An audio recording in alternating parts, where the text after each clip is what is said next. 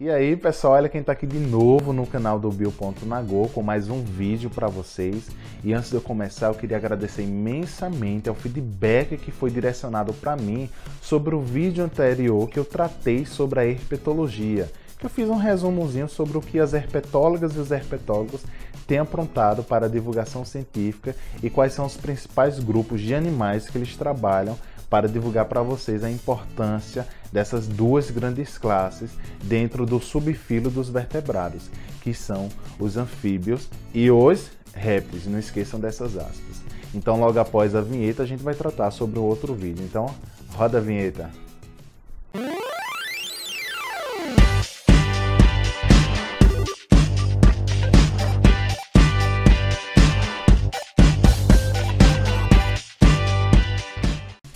Se você veio até esse vídeo achando que eu iria falar sobre uma possível invasão alienígena ou invasão extraterrestre, você se enganou. Mas calma, não se aveste não, não se aperreie não. Eu vou falar sobre um outro tipo de invasão que também lhe interessa. Então se acomode, relaxe, sei lá, tome um chá, um café, uma água ou simplesmente fique na sua anotação, mas preste atenção, que essa invasão terrestre também vai lhe interessar.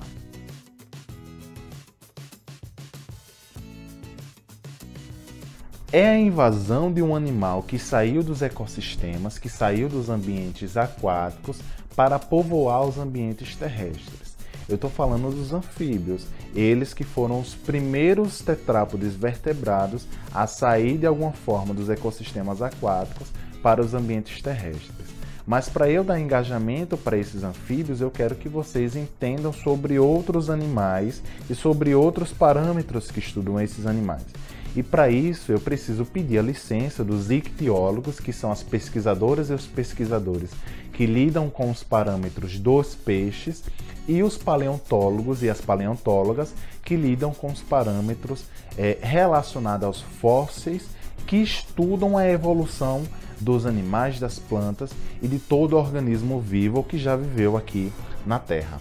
Para isso, é necessário que a gente regresse a 375 milhões de anos, lá no Devoniano, conhecida pela grande diversidade de peixes nos ambientes aquáticos. Esses ambientes aquáticos estavam extremamente saturados de espécies. Saturados, esses ambientes tornavam-se cada vez mais competitivos no que diz respeito à busca de itens alimentares e à busca de espaços para alocar os indivíduos pertencentes a grandes espécies de peixes. Tendo essa grande competitividade por itens alimentares e por espaços, a alternativa de alguns animais era sair desses ambientes para tentar sobreviver em outros ambientes. Tentar sair do ecossistema aquático para sobreviver nos ecossistemas terrestres. Daí, eu preciso chamar a atenção para dividir os peixes ósseos em dois grandes grupos. Os Actinopterigi, que são os peixes que apresentam nadadeiras raiadas, além de outras características, e os Sarcopterigi, que são os peixes que apresentam nadadeiras lobadas, além de outras características. Vamos focar apenas nesse segundo grupo, os Sarcopterigi. Essas nadadeiras lobadas apresentavam e forneciam uma estruturação que produzia um sistema de sustentabilidade durante a possível locomoção desses animais quando estes saíssem dos ambientes aquáticos para os ambientes terrestres. Mas para isso eu preciso aí que existam outros processos que permitam que eu sobreviva nesses ambientes. Eu acredito que de alguma maneira vocês já ouviram que existem peixes pulmonados, né? Os peixes dipnoicos. Ó, professor, é o peixe pulmonado. Exato. Nós aprendemos a chamar esses peixes dipnoicos de peixes pulmonados. Mas até aí, até a classe dos peixes, ainda não existia a possibilidade da respiração pulmonar. Lembre-se, o principal mecanismo de respiração dos peixes são as brânquias, né? Obviamente que tem outras características, outros processos. Nesse caso, esses animais eles vão apresentar uma estrutura interna que fornece a flutuabilidade durante o nado. chamado de bexiga natatória. Isso nos peixes ósseos, porque a flutuabilidade nos peixes cartilaginosos vai acontecer de outra forma. Nesse caso, o que vai ocorrer é o que chamamos de respiração acessória. Eu não tenho um pulmão, mas eu tenho uma estrutura que ali vai reservar oxigênio, né, que vai fornecer o oxigênio durante a hematose, durante a troca de gases no processo respiratório desses animais. Por que eu estou falando da bexiga natatória para os sarcopterídeos?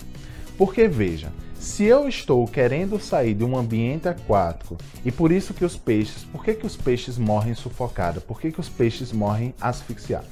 Porque eu preciso de movimentação das brânquias de forma que ocorra a entrada da água, que está rica de oxigênio, e essa água que entra pelas minhas brânquias vai fornecer aí a troca do oxigênio pelo dióxido de carbono que está presente no meu sangue, né? Então nós temos aí uma corrente cruzada.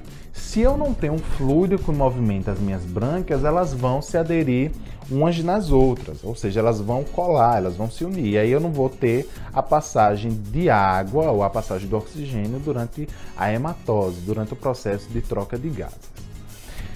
E aí, como é que eu vou fazer então essa hematose? Veja, respiração acessória que está ligada com a bexiga natatória desses animais, eles estão migrando, eles estão saindo do ecossistema aquático, e aí eu vou trazer uma contextualização, eu vou trazer vocês para o meu contexto. Pensemos em alguns locais do sertão nordestino em que o Rio São Francisco, por exemplo, ainda não chegou e que é muito comum a escassez de água. Nesses locais, eu tenho a presença de peixes e durante a seca, quando os reservatórios ou quando as lagoas temporárias elas estão secando, esses peixes eles têm aí a capacidade, né, graças às suas nadadeiras lobadas, a capacidade de migrar para uma outra lagoa temporária, e se a distância entre essas lagoas for grande, aí eu preciso entrar num processo de estivação. O que é esse processo de estivação? É o processo na qual eu preciso reduzir a minha taxa metabólica para evitar a perda de energia, que vocês conhecem muito bem esse processo, mas com outro nome, hibernação. A hibernação ela é realizada por animais de pequeno e grande porte em ambientes extremamente frios, em ambientes gélidos. Já a estivação ela vai ser realizada em ambientes áridos, né? E aí eu estou trazendo vocês para o contexto do sertão nordestino, na qual a água ainda não chegou, na qual ainda não existe a presença de água em abundância para a população e para os animais. Então eu tenho aí, veja, eu tenho esse contexto do sertão nordestino, eu tenho esse contexto lá do devoniano, né? Aí eu tenho vários fatores que estão aí se agravando. Eu tenho a questão da competição por espaço, da competição por itens alimentares, de uma possível seca nessas lagoas temporárias, e aí eu preciso sair dali de qualquer jeito. Os ictiostegas, né, lá no Devoniano, foram os precursores, né, foram os primeiros animais que vão dar origem, né, aos verdadeiros anfíbios, né, aos verdadeiros tetrápodes vertebrados. Tetrápodes porque apresentam 4 patas e vertebrados porque aí vão apresentar características que o alocam dentro desse subfilo, né, que é o subfilo dos vertebrados. Dentre eles, um crânio e uma coluna vertebral. Sendo assim, pessoal, eu tenho o ictiostega saindo desse ecossistema aquático para invadir o ambiente terrestre, né? E aí depois de centenas de milhões de milhares de anos, graças a processos evolutivos, eu vou aí formar os primeiros anfíbios, né? Quem são os anfíbios? São aqueles animais que conseguem sobreviver no ambiente terrestre e no ambiente aquático. Apesar de serem os primeiros vertebrados a invadirem o ambiente terrestre, esses, por sua vez, não obtêm sucesso nesse ambiente terrestre porque eles precisam retornar, porque eles têm um processo de respiração muito específico, conhecido como respiração cutânea ou respiração tegumentar, que é a respiração que ocorre através da pele. que a hematose ela vai acontecer, nessa troca de gases vai acontecer através da pele desses animais, que é extremamente vascularizada e precisa estar extremamente úmido. Além disso, esses animais ainda não apresentam ovos, né? Eles ainda não põem ovos que apresentam casca que fornece proteção para os seus futuros filhotes. E para isso eles precisam de ambientes aquáticos para fornecer a proteção para os girinos. Então, dentro da grande classe dos anfíbios, que foram os primeiros tetrápodes vertebrados a invadir os ambientes terrestres, nós temos os anfíbios anuros, que são os sapos, rãs e pererecas, anfíbios caudatas, que são as salamandras ou os tritões, né? Para as crianças, quem são os tritões, meu tio?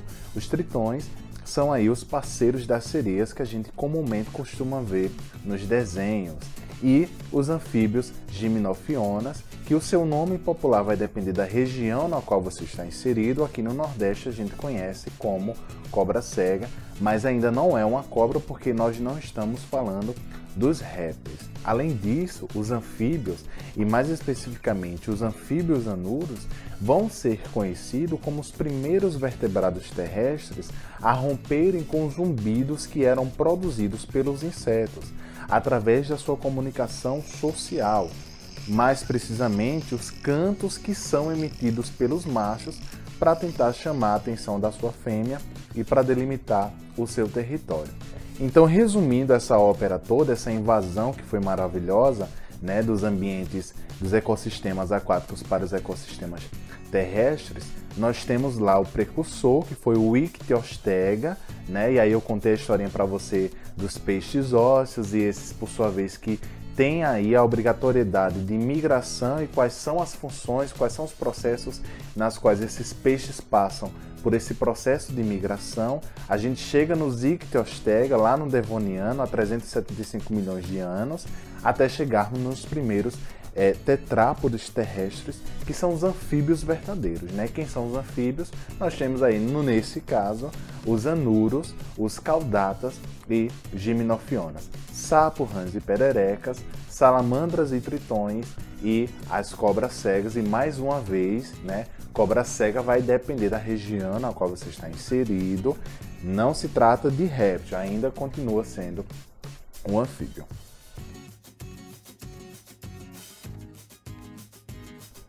Bom, pessoal, é isso. Eu queria agradecer imensamente a você que chegou até o final desse vídeo. Eu peço para que você curta, que você compartilhe, se inscreva e ative o sininho, de forma que toda vez que eu lançar um vídeo aqui no Bio.Nagô, você seja informado que eu estou lançando mais um conteúdo específico, mais um conteúdo científico, para que você aí aprenda comigo, eu aprenda com você.